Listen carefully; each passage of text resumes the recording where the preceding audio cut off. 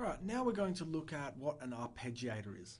So in the previous tutorials we looked at building a bass line and a pad chordal sequence. As you can see, we've still got the same notes, but I have gone and changed the sound of the pad. That's a common part of producing music, is to explore and experiment and keep changing sounds until you settle on something that's a bit more close to what you want. The more you listen to music, the more ideas you'll have about how you want your song to sound. Today we're going to look at an effect called an arpeggiator. An arpeggiator is a MIDI effect. There are two types of effects that you can get. You can have audio effects and MIDI effects. MIDI is when we deal with the digital notation. So we have a piano roll where we're using the MIDI sequencer to trigger the sounds on our instrument, which is here. We can affect the MIDI signal or the audio signal in different ways.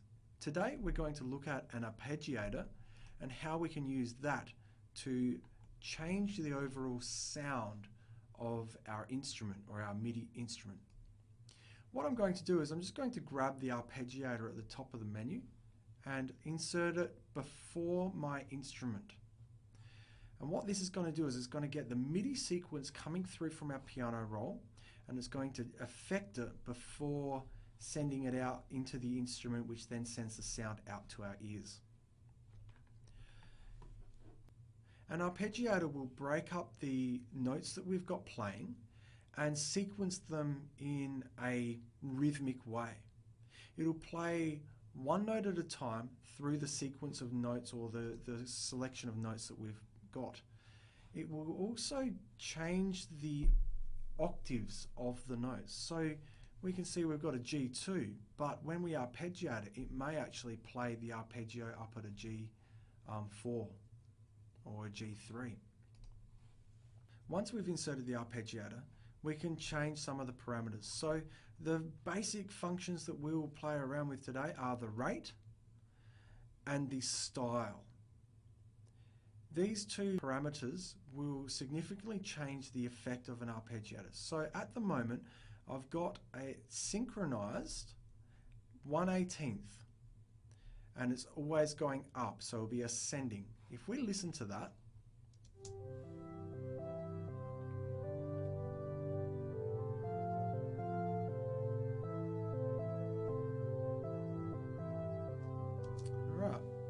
there we have a fairly slow movement. I'm going to change the rate to 1/16th, and let's have a listen to how that sounds.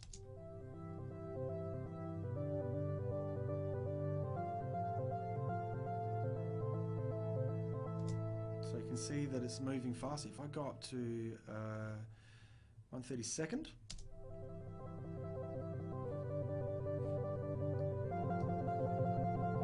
you see it's moving faster again.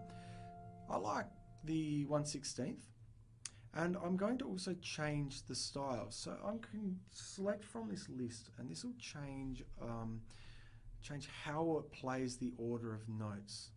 So if I go up, down and up,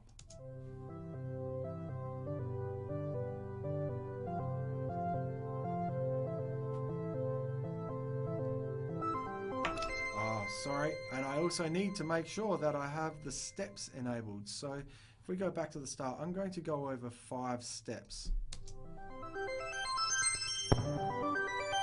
Now that we have 5 steps, so this is telling us basically what octave we're going to go over. So I'm going to stick with 3 maybe. There we go. Now if I choose the style, up and down, it's going to go up and then down.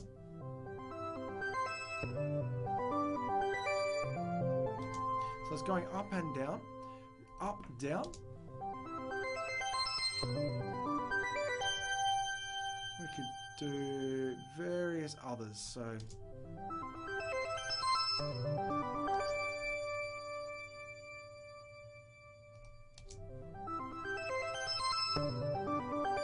now let's have a listen to that. So if this is what we originally started with. Now adding the arpeggiator in. Let's listen to it with our drum beat. And our bass line.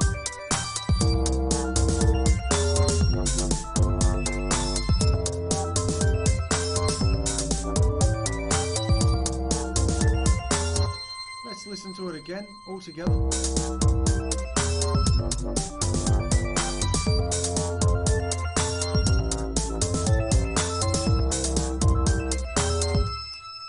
So you can see what we've taken a chord and we've used the arpeggiator to create some automated rhythmic effects. So that's a useful tool to use in production. I hope you enjoy and find it useful.